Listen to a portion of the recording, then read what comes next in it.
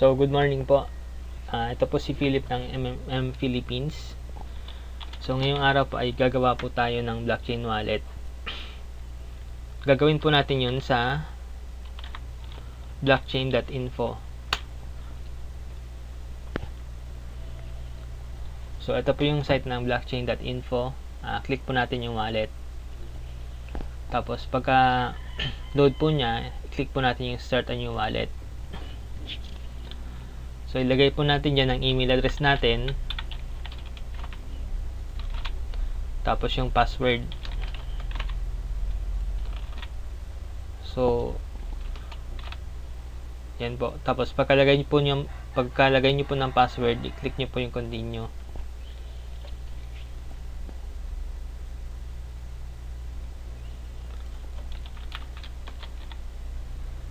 Okay, mali yung email ko. So, ulitin ko siya. I-click nyo ulit yung continue. So, pagka okay na po siya, makikita nyo po yung etong recovery mnemonic po. So, isave nyo po yan kasi importante po yan para po siya ma-recover mo po ang iyong account po kung sakasakaling mawala po siya, yung password po ninyo. So, click nyo po yung continue. So, okay na po siya. So, itong identifier, unique po yan. Bawat member po ng blockchain is iba-iba po yung identifier natin.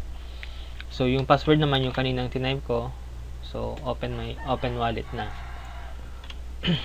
So, ang address po natin dito is ito. Alphanumeric siya. So, kopyahan nyo lang yan dun po sa account po ninyo sa MMM Philippines.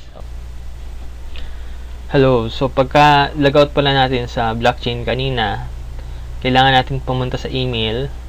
So, makikita nyo po dito, nag-email sa akin yung blockchain. So, welcome to my wallet. So, dito po sa welcome to my wallet, i-click nyo po tong verification link. So, nagpapatunay po na kayo po ang gumawa ng account ninyo. Pagka-click nyo po nyan, ay lalabas na po ito. Email is successfully verified.